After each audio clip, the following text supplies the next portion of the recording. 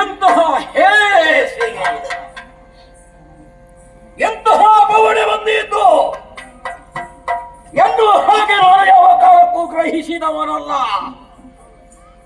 ಆದರೆ ಅವನ ಶಿರವನ್ನು ಚಿಮಿಟಿದ್ದಷ್ಟೇ ನನ್ನ ಕರವನ್ನೇ ಕಚ್ಚಿದನಲ್ಲ. ರಕ್ತ ಸೋರ್ತಾ ಇದೆ, ಸಾರ್ತಾ ಇದೆ. ಇಂತಹ ಅಸಹ್ಯಕರವಾದಂತಹ ಇಂತಹ ಹೇಸಿಗೆ ಇದನ್ನು ನಾನು ಯಾವತ್ತೂ ಯೋಚಿಸಿದವರಲ್ಲ. ನಮ್ಮ ಗ್ರಹಿಕೆಯಲ್ಲಿ ಇಂತಹ ಪರಿಸ್ಥಿತಿ ಯಾಕೆ ಬದಲಾಗಿತ್ತು ಎನ್ನುವ ಹಾಗೆ ಭಾವಿಸದಾದ್ರೆ ವಿಧಿಯ ತಲೆಯೇ ದುರ್ವಿಧಿಯಾಗಿ ಕಾಣಿದಲ್ಲ.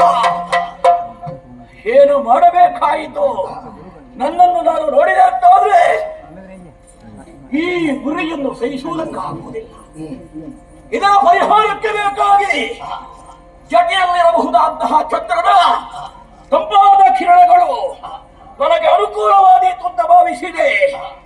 ನೋಡ್ತೇವೆ, ಚಂದ್ರನಿಲ್ಲ, ಮೈಯೆಲ್ಲ ಉರಿ. ಇದರ ಪರಿಹಾರಕ್ಕೆ ಬೇಕಾಗಿ ಜೊಳ ಜೊಳ ನಿನಾದದಿಂದ ಹರಿಯುತ್ತಿರುವಂತಹ ಯಾವುದೇ ಗಂಗೆ ಆಕೆಯನ್ನು ನನ್ನ ಮೈ ಮೇಲೆಲ್ಲ ಹರಿಸಬೇಕು ಅಂತ ಯೋಚನೆ ಮಾಡಿದ್ರೆ ನನ್ನ ತಲೆಯಲ್ಲಿ ಅವಳು ಕಾಣಿಸುತ್ತಾ ಇಲ್ಲ. ಅವಳು ಭಯವಾಗಿ ಹೋದಳೆ. ಅಷ್ಟೇ ಸಾಕಾಗುವುದಿಲ್ಲ. ಒಂದು ಎರಡು ನನ್ನಲ್ಲಿರುವಂತಹ ಆಯುಧ ಬಲವಾಗಿ ಹಿಡಿದುಕೊಳ್ತಾ ಇದ್ದೆ. ಆದ್ರೆ ಅದು ಈ ಕಾಲಕ್ಕೆ ಇಲ್ಲ, ಮರೆಯಾಗಿ ಹೋಯಿತು. ಡಮರು ಇಲ್ಲ. ಇನ್ನೇನು ಬೇಕಾಯಿತು?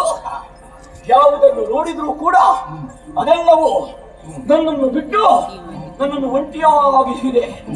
ಲೋಕವನ್ನೇ, ಲೋಕದ ಮರ್ಯಾದೆಯನ್ನೇ, ಲೋಕದ ಮಾನವನ್ನೇ ಯಾವ ಕಾಲಕ್ಕೂ ಕಾಪಾಡಬೇಕು ಅಂತಾದ್ರೆ ಅದಕ್ಕೆ ಸುರಕ್ಷಯವಾಗಿ ಬೇಕಾದದ್ದು ಏನು ಅಂತ ಕೇಳಿದ್ರೆ ಅದುವೇ ಮಾನಕ್ಕೊಂದು ಬಟ್ಟೆ.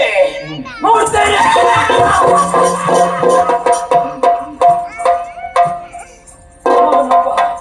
ದಿಗಂಬರನಾಗಿ ಹೋದನಲ್ಲ, ಏನೂ ಇಲ್ಲ.